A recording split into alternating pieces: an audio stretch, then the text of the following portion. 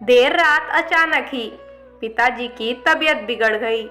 आहट पाते ही उनका नालायक बेटा उनके सामने था।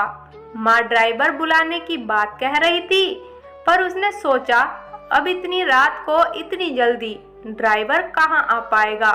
यह कहते हुए उसने सहज जिद और अपने मजबूत कंधों के सहारे बाबूजी को कार में बिठाया और तेजी से हॉस्पिटल की ओर भागा। बाबूजी दर्द से कर्राने के साथ ही उसे डांट भी रहे थे। धीरे चला नालायक, एक काम है जो इससे ठीक से हो जाए। नालायक बोला, आप ज्यादा बातें ना करें बाबूजी, बस तेज सांसें लेते रहिए। हम हॉस्पिटल पहुंचने वाले हैं। अस्पताल पहुंचकर उन्हें डॉक्टरों की निगरानी में सौंप वो बाहर चहलकदमी करने लगा। बचपन से आज तक अपने लिए वो नालायक ही सुनते आया था। उसने भी कहीं ना कहीं अपने मन में यह स्वीकार कर ही लिया था कि उसका नाम ही शायद नालायक ही है। तभी तो स्कूल के समय से ही घर के लगभग सब लोग कहते थे कि नालायक फिर से फेल हो गया। नालायक को अपने यहाँ कोई चपरासी भी न रखे, कोई बेवकूफ ही इस नालायक को अपनी बेटी देगा। शादी होने के बाद भी वक्त बेवक्त सब कहते रहते हैं कि इस बेचारी के भाग्य फूटे थे जो इस नालायक के पल्ले पड़ गई। हाँ, बस एक माँ ही है जिसने उसके असल नाम को अब तक जीवित रखा है, पर आज अगर उसके बाबूजी को कुछ हो गया तो शायद वे भी। इस ख्याल के आते ही उसकी आंखें छलक गई और वो उनके लिए हॉस्पिटल में बने एक मंदिर में प्रार्थना में डूब गया। प्रार्थना में शक्ति थी या समस्या मामूली। डॉक्टरों ने सुबह सुबह ही बाबूजी को घर जाने की अनुमति दे दी।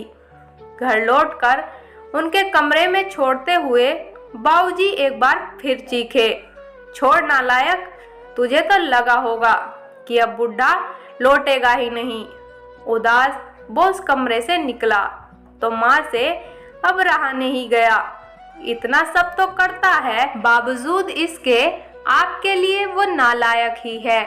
विवेक और विशाल दोनों अभी तक सोए हुए हैं। उन्हें तो अंदाजा तक नहीं है कि रात को क्या हुआ होगा।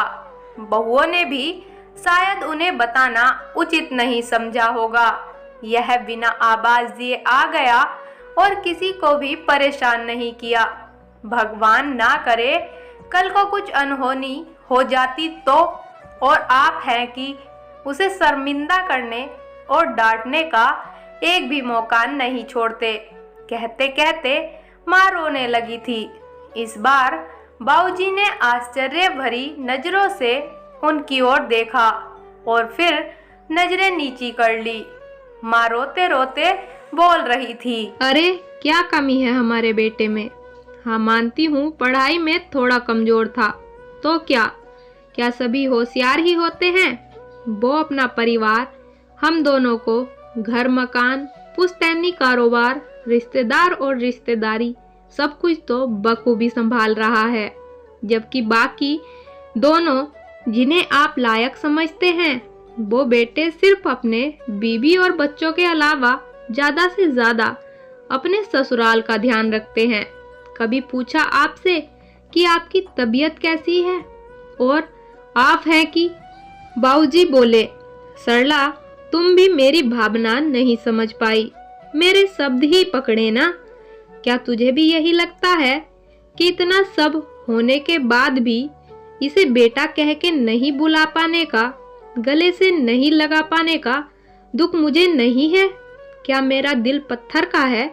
हाँ सरला, सच कहूँ दुख तो मुझे भी होता ही है, पर उससे भी अधिक डर लगता है कि कहीं ये भी उनकी ही तरह लायक ना बन जाए। इसलिए मैं इसे इसकी पूर्णता का एहसास इसे अपने जीते जी तो कभी नहीं होने दूंगा। माँ चौंक गई। ये क्या कह रहे हैं आप? हाँ सरला, यही सच है। अब तुम चाहो तो इसे मेरा स्वार्थ ही कह लो। कहते हुए उन्होंने रोते हुए नजरें नीची किए हुए अपने हाथ माँ की तरफ जोड़ दिए, जिसे माँ ने झट से अपनी हथेलियों में भर लिया और कहा, अरे अरे ये आप क्या कर रहे हैं? मुझे क्यों पाप का भागी बना रहे हैं? मेरी ही गलती है। मैं आपको इतने बरसों में भी पूरी तरह नहीं समझ पाई। और दूसरी ओर दरवाजे पर वह नालायक खड़ा खड़ा यह सारी बातचीत सुन रहा था।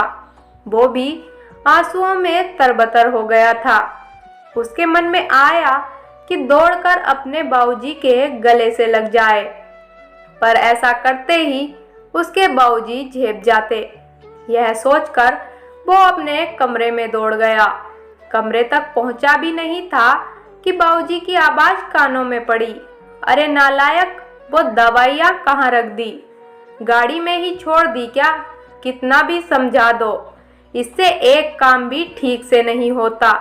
नालायक झटपट आंसू पोंछते हुए गाड़ी से दवाइयाँ निकालकर बाबूजी के कमरे की तरफ दौड़ गया।